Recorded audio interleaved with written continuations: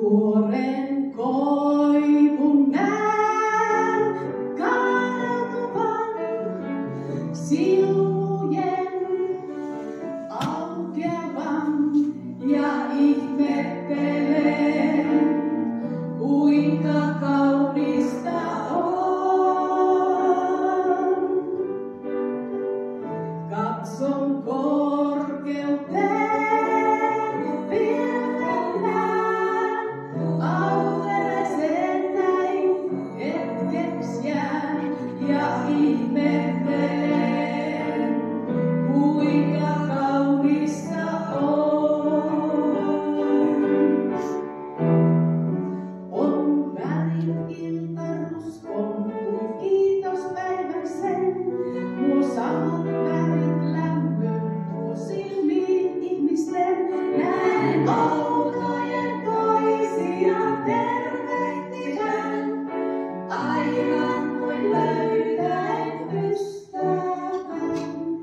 Lapsen kehdosta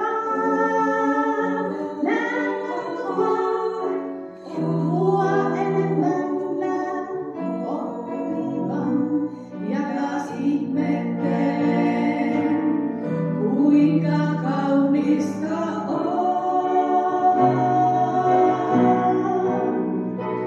Ja taas ihmettelen, kuinka